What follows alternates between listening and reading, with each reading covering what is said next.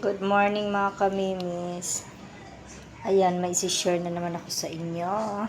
For the first time. Ay, may maingay doon. Ito, steam, ay ano ko lang to, i-air fry. Isang buong pampano. Tapos, nagmekos-mekos lang ako dito ng mga pangsahog.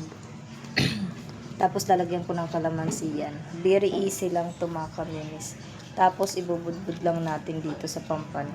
Then, air fry na natin. Ang laki ng mukha ko dun. Ayan. Paano ba ito? Wait lang ha. Diyan ka lang. Ayan na nga siya. Mekos-mekos na natin. Mekos-mekos. Buhos ko dito yung ginawa kong sauce. Sana hindi natapon. Natapon siya.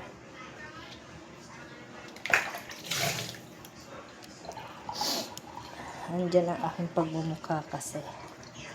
Tapos, lagay ko na lang natin yan. Mabilis lang ito mga kamimis.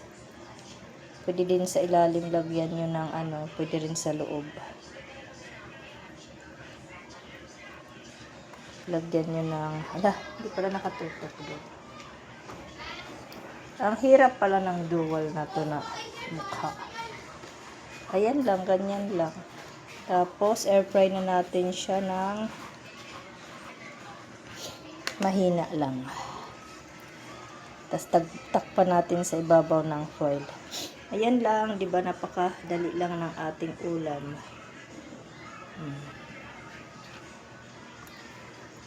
Yan. Okay. Lagyan ko na siya ng foil. Tapos, isa lang natin. Siyempre, sa mahinang apoy lang. 180. Tapos, 15 minutes muna. Wait lang ha. Hindi ko maano. Bahala na kayo dyan. Diba, ang bilis lang. Ayan na siya.